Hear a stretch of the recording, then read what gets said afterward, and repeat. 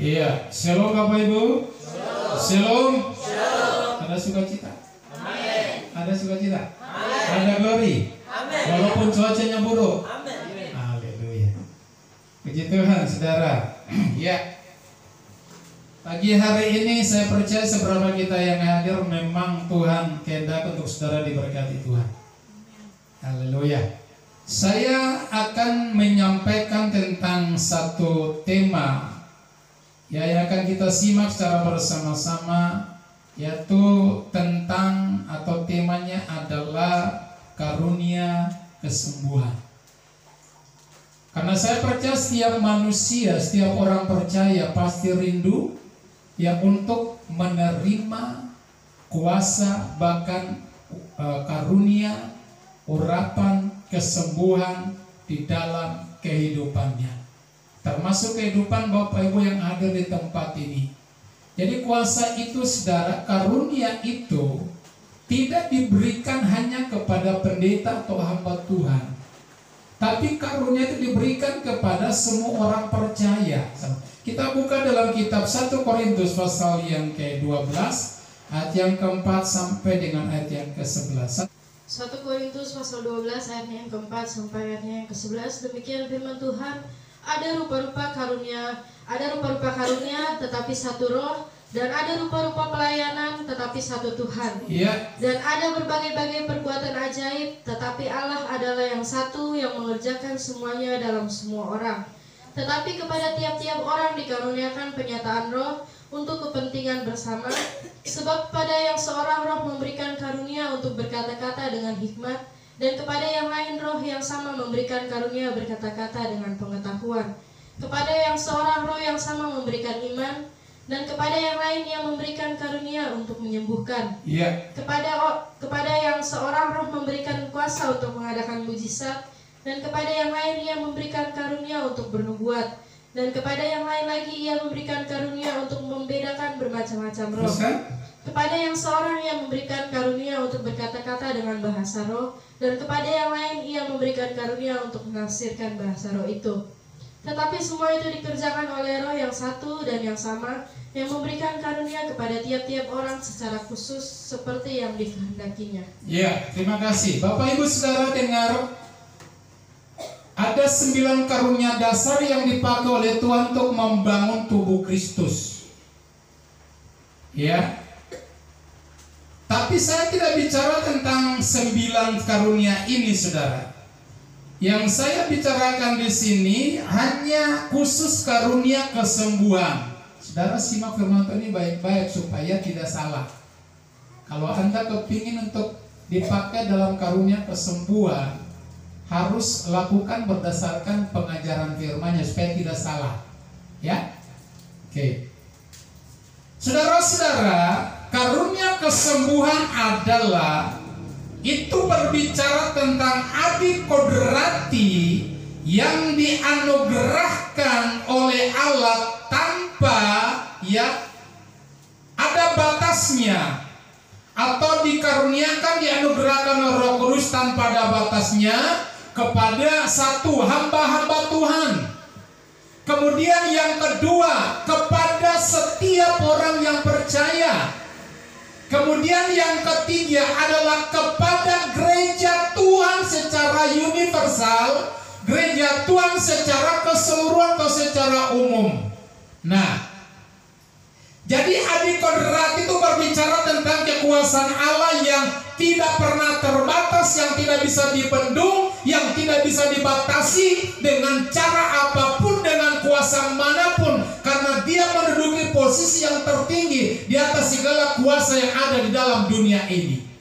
Makanya firman Allah berkata bahwa dia berkuasa di sorga, dia berkuasa di bumi, dan juga berkuasa di bawah, sampai kepada orang mati pun Tuhan berkuasa di sana, Bapak Ibu. Karunia kesembuhan ini dia berfungsi untuk memberikan kesehatan kepada orang-orang percaya. Dia berfungsi untuk memberikan kesehatan secara jasmani, kesehatan secara rohani kepada gereja Tuhan yang percaya kepadanya, termasuk kehidupan saudara dan saya, ya.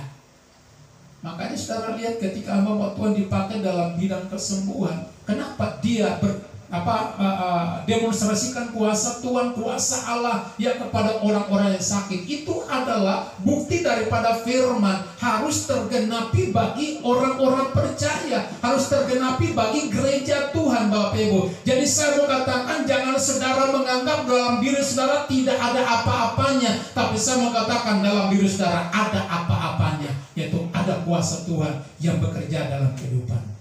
Saya ingin katakan bahwa penyakit secara lahiriah, penyakit secara rohani saudara, itu menjadi penghalang besar ya tentang tujuan daripada Tuhan bagi orang-orang percaya.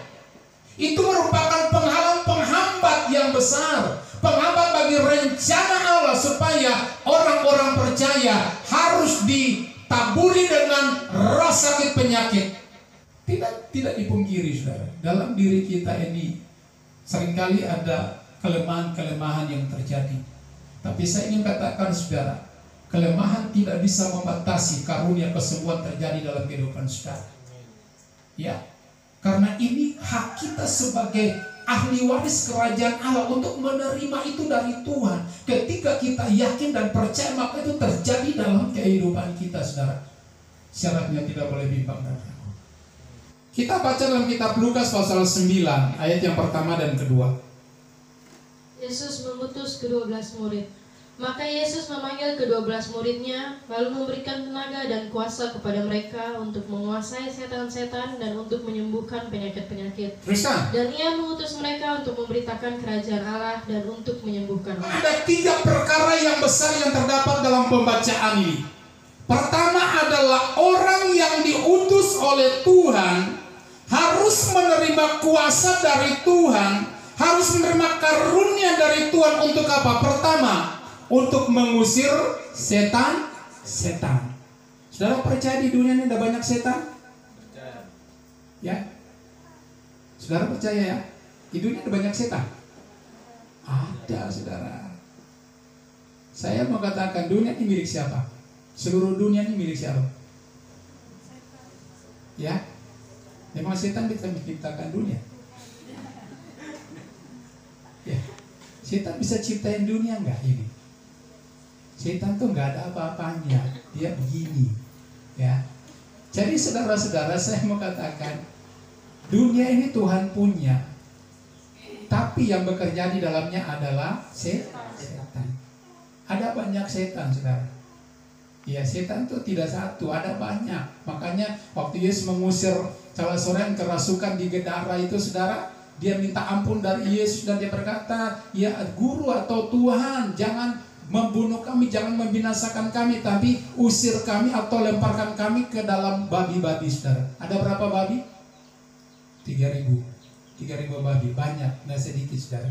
Setan-setan masuk ke dalam babi-babi. Jadi kalau saudara makan babi, berarti saudara makan setan. Jadi saudara diberi kuasa untuk apa? Mengusir setan-setan. Saudara kalau menghadapi orang yang kerasukan setan, saudara jangan takut. Karena apa? Karena kuasa yang ada dalam diri saudara, tatkala saudara percaya, roh yang ada dalam diri saudara lebih besar dari kuasa manapun dalam dunia ini. Ya. Ketika engkau berbicara, memperkatakan sesuatu berdasarkan firman Allah, maka mujizat pasti terjadi. Orang yang terikat pasti dilepaskan karena ada kuasa firman yang bekerja. Ada pujian tadi berkata bahwa ku yakin saat kau berfirman, ya kemudian seterusnya saudara. Jadi ketika kita memperkatakan sesuatu, maka mujizat kelepasan terjadi bagi orang yang terikat. Alkitab berkata kita diberikan wewenang untuk apa? Mengikat apa yang terikat di bumi terikat di surga. Apa yang terlepas di bumi terlepas di. Jadi kalau saudara melepaskan orang yang terikat, maka saudara kelepasan terjadi karena ada kuasa dari surga turun untuk melepaskan orang yang terikat. Itu bagian yang pertama. Ya. Nah, untuk mengusir setan-setan ini saudara, ya, ini harus memiliki kuasa dari Tuhan, dan kuasa diberikan kepada siapa? Kepada semua orang yang percaya kepadanya.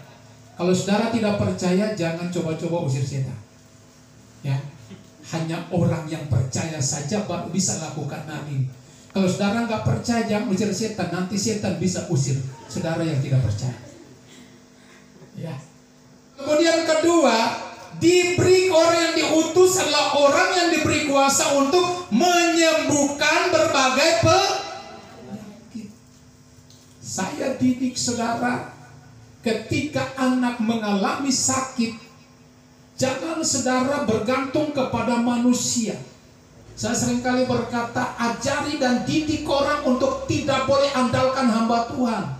Ya, ketika mengandalkan hamba Tuhan, kuasa Tuhan undur dari kehidupan kita. Ya, jadi harus andalkan Tuhan langsung kepada sumbernya, yaitu Yesus Kristus. Andalkan Dia, latih orang, didik orang, ajar orang untuk mereka harus mengandalkan Tuhan yang benar. Jangan andalkan manusia. Kita juga terbatas, saudara. Jadi kalau anak saudara sakit, tanda tolak saudara sakit, jangan buru-buru panggil pendeta. Ya, jangan buru-buru panggil pendeta. Saudara demonstrasikan kuasa, praktekkan kuasa yang ada dalam diri saudara dulu. Ya, karena firman Allah berkata dengan jelas bahwa orang-orang yang percaya ketika mereka meletakkan tangan ke atas orang sakit, maka orang sakit menjadi sembuh. Kemudian yang ketiga, saudara, untuk memberitakan kerajaan Allah. Jadi untuk memberitakan kerajaan, memberitakan firman Allah, memberitakan kabar baik, memberitakan keselamatan kepada semua orang. Kalau saudara punya skop pelayanannya itu belum luas, ya saudara lakukan saja kepada keluarga terdekat saudara, ya teman-teman saudara dalam pekerjaan, dalam lingkungan pergaulan, ya sampaikan kebenaran itu, sampaikan Injil keselamatan itu kepada mereka. Terserah mereka mau terima atau tidak, yang penting kita sudah menyampaikan kepada mereka. Ini berbicara tentang penyakit. Maka penyakit itu ada 3 jenis. Ya, ada banyak penyakit saudara, tapi dikelompokkan dalam 3 bagian. Yang penyakit yang pertama adalah penyakit yang ditularkan oleh iblis. Saudara lihat Ayub. Ayub itu waktu dia sehat, orangnya sehat, dia diberkati luar biasa. Tapi waktu pertemuan di sorga, anak-anak Tuhan isi sorga, datang juga setan, iblis, ya, untuk masuk dalam pertemuan itu saudara. Dan apa terjadi? Tuhan tanya sama dia, dari mana kamu? Lalu dia berkata, saya keliling dunia. Apakah engkau melihat hambaku Ayub? Lalu dia berkata, bagaimana saya bisa menjamah dia, sementara engkau yang membentengi kehidupannya dengan kuasamu, dengan mujizatmu, dengan kemuliaanmu. Bagaimana saya bisa menjamah dia? Allah berkata kepada iblis, oke, kamu pergi, semua dalam kekuasaanmu, ya, tapi sayangkan nyawanya, karena nyawa adalah milik daripada. Saudara, setan turun dari surga, turun ketemu Ayub. Lalu setan tularkan apa? Penyakit bara.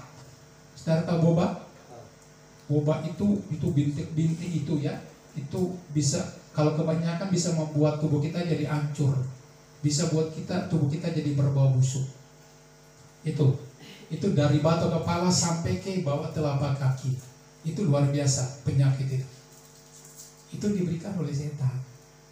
Tapi penyakit yang ditularkan oleh setan tidak bisa disembuhkan dengan cara apapun. Dokter kadang-kadang nggak bisa. Dokter hanya bisa menyembuhkan penyakit yang benar-benar penyakit. Saya kasih contoh, penyakit yang benar-benar penyakit, contohnya seperti sakit kepala, ya, kemudian apa? Kemudian pilek, ya, kemudian batuk, itu penyakit yang benar-benar penyakit. Tapi ada penyakit yang ditularkan oleh setan, saudara. Ya. Nah, lalu kemudian yang ketiga, penyakit yang diizinkan Tuhan terjadi akibat daripada dosa dan kesalahan manusia. Makanya kita berkata dalam kitab Mazmur pasal 107 ayat yang ke-17, di sana dia berkata bahwa ada orang-orang yang sakit oleh sebab kelakuan mereka yang dosa dan disiksa oleh kesalahan dan pelanggaran mereka. Jadi saudara-saudara, kita kalau layani orang yang punya masalah, kita harus tahu bentuk penyakitnya apa. Kalau penyakit dari setan, yang usir dengan kuasa nama Tuhan Yesus, maka dia akan lari terbirit-birit dari kehidupan kita. Ya, kalau penyakit itu benar-benar dari Tuhan, ya minta belas kasihan dari Tuhan. Tuhan mohon belas kasihan Tuhan supaya penyakit ini bisa dilepaskan dari kehidupan orang ini. Kalau Tuhan berbelas kasihan, maka Tuhan pasti angkat penyakit dari orang yang sakit. Dan kalau benar-benar penyakit, saudara boleh ke dokter. Kalau benar-benar penyakit, murni penyakit, tidak ada sampingan apa-apa, saudara boleh ke dokter. Karena Tuhan berkata gini, oleh Rasul Paulus, apa yang tidak bisa dilakukan oleh Tuhan yang melakukannya. Artinya kalau dokter masih bisa menyembuhkan, ya sudah ke dokter untuk menyembuhkan. Tapi kalau dokter sudah angkat tangan, baru Tuhan turun tangan menyembuhkan kehidupan. Setiap kita pasti punya kerinduan untuk memiliki, mendapatkan, yang menerima karunia atau kuasa kesembuhan dalam kehidupan kita. Jadi ada perbedaan, saudara, perbedaan antara kuasa kesembuhan dan karunia kesembuhan. Kalau karunia kesembuhan diberikan secara spesial kepada pribadi-pribadi orang. Tapi kalau kuasa kesembuhan diberikan kepada semua orang. Kalau saudara terima kuasa kesembuhan, berdoa kesembuhan juga terjadi dalam kehidupan orang yang sakit. Karena Tuhan beri kuasa kepada semua orang yang percaya. Tapi karunia kesembuhan hanya diberikan kepada orang yang khusus, saudara. Seperti dikatakan kitab 1 Korintus pasal 12 tadi. Jadi bagaimana cara kita memperoleh karunia kesembuhan? Kemudian yang kedua, manfaat dari karunia kesembuhan. Lalu kemudian yang ketiga adalah tujuan daripada karunia kesembuhan yang Tuhan berikan kepada masing-masing kita. Jadi karunia kesembuhan itu tidak untuk dipamerkan kepada orang, saudara. Seperti yang kita lihat sekarang ini, saudara, orang-orang yang melayani, hamba Tuhan yang melayani, tidak ada karunia, tidak ada kuasa, tapi berlagak seolah-olah dalam dirinya ada mujizat, berlagak seolah-olah dalam dirinya ada kuasa, ada karunia kesembuhan, tapi tidak terjadi mujizat apa-apa. Saudara, ini harus kita ngerti. Saya sampaikan pengajaran ini untuk membekali saudara.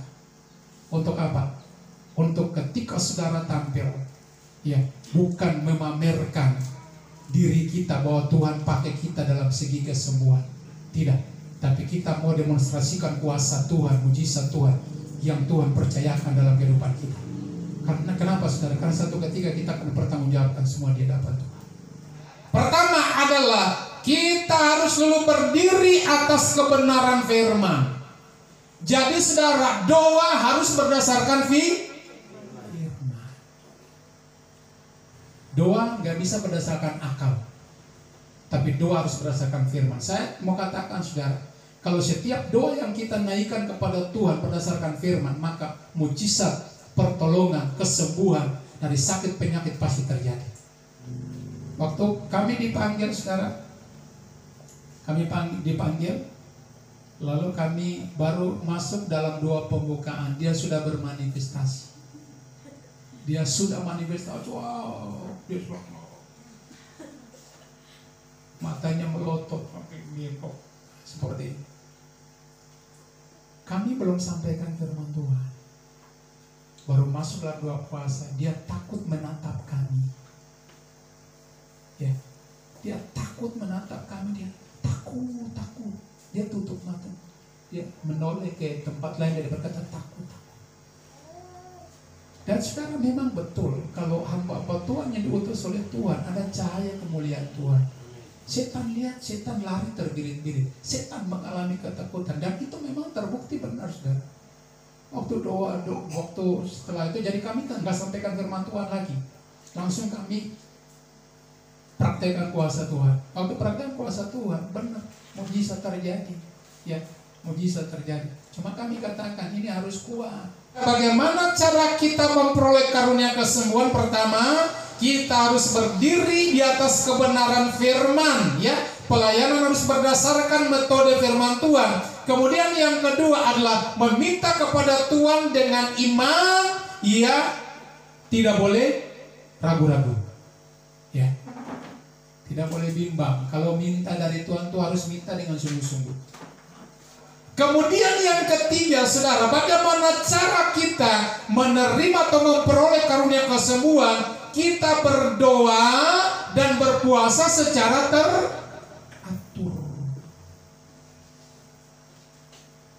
Jadi harus berdoa dan berpuasa secara teratur. Yang keempat adalah hidup di dalam kekudusan dan rendah hati.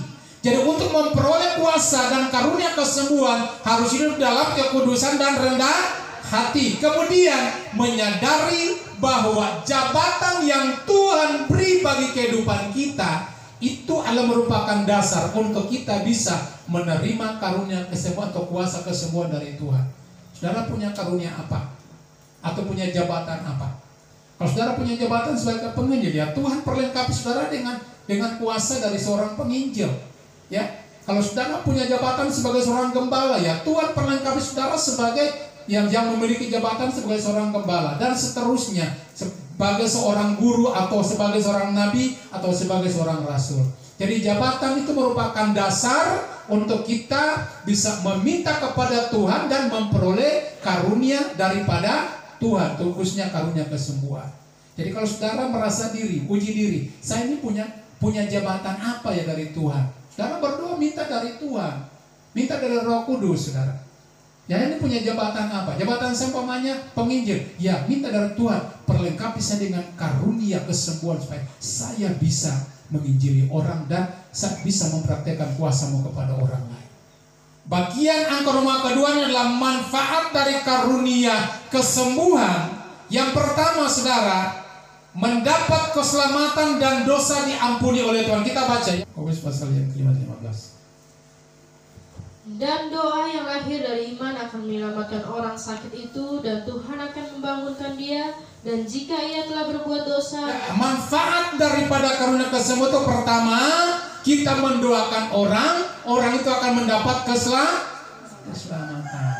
Kemudian yang kedua, dosanya diampuni. Saudara, saya mau katakan Tuhan beri kuasa bagi kita untuk kita bisa mengampuni orang.